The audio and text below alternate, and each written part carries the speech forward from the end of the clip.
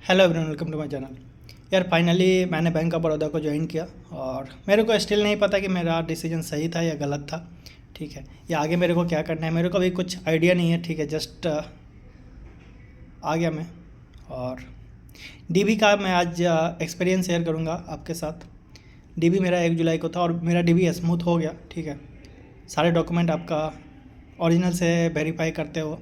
ठीक है, बाकी जो भी फॉर्म्स होते हैं वो फिल करके मेजर जो कुछ इशू होता है उसको थोड़ा सा डिस्कस करते हैं। ठीक है, जो मेरे नज़र में आया वो एक था कि फॉर्मेट को लेके। ठीक है, प्रॉब्लम क्या होता है ना कि यार जो डीबी ले रहे होते हैं वो एक्चुअली हमारे आपके जैसे ही एम्प्लॉय होते हैं बैंक के, कोई स्पेशलिस्ट नहीं होते, कोई डिपार्टमेंट के स्पेशलिस्ट नहीं होते वो उनको फॉर्मेट दे दिया जाता है, आईबीपीएस का फॉर्मेट जो भी है वो दे दिया जाता है कि आप इस फॉर्मेट में सर्टिफिकेट लीजिए। ठीक है, उनको ज़्यादा कुछ आइडिया नहीं होता यार, वो एम्प्लॉय है, वो बैंक में काम करते हैं, उनको क्या पता है कि कास्ट सर्टिफिकेट कैसे इशू होता है, कि कौन कैसे इशू करता है, किस फॉर्मेट में इशू करता है, नहीं पता है। फॉर्मेट का जहाँ तक बात करें तो यार स्टेट टू स्टेट थोड़ा बहुत वेरी कर जाता है आपका सर्टिफिकेट।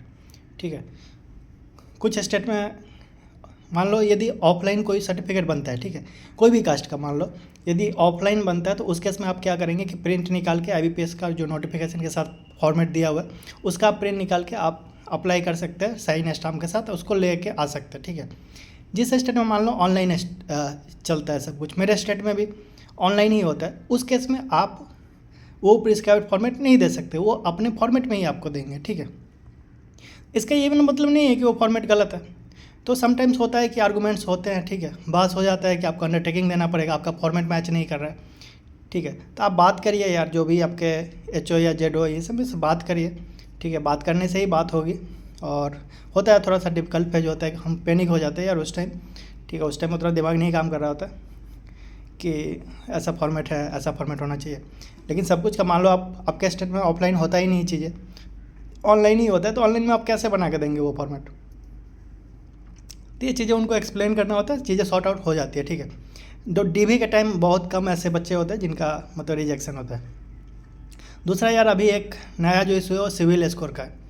ठीक है, ये भी डिपेंड करता है सेंटर टू सेंटर, क्योंकि उनको एक गाइडलाइंस फिक्स दे दिया जाता है कि आपको 650 या उससे ऊपर का सिविल स्कोर देखना है। अब मान लो किसी का कम है तो दो चीज़ें होती है, एक होती है कि अंडरटेकिंग ले लिया जाता है। जैसे मान लो किसी का क्रेडिट स्कोर ख़राब है।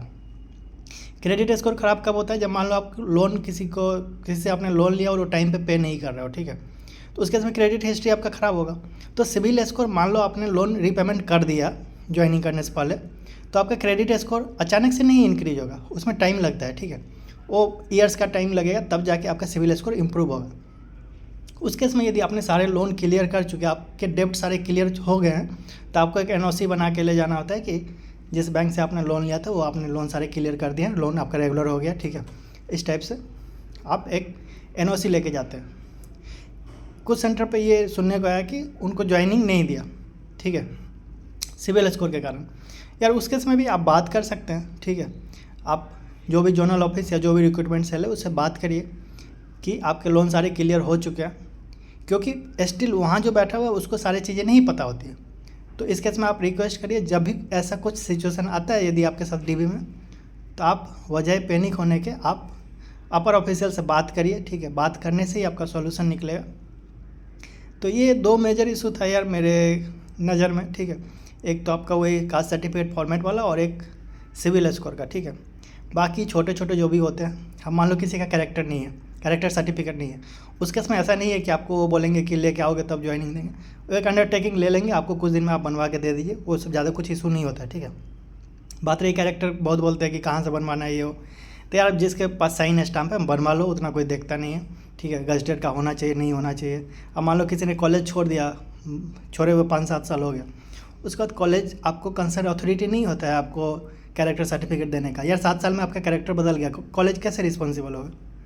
तो ये सब सारी चीज़ें बस बोलने के लिए है कि आपको लास्ट अटेंडेंस यूनिवर्सिटी से चाहिए, ये चाहिए, वो चाहिए, उतना कुछ नहीं देखते। ठीक है, कुछ नहीं मिल रहा आपको, बैंक के जाके ऑफिसर से बनवा लीजिए, 2 बैंक के ऑफिसर से जाके बनवा लीजिए, हो गया, चलेगा। ठीक है, तो ये सब नॉर्मल चीज़ है यार, इतना कुछ टेंशन लेने की बात नहीं है।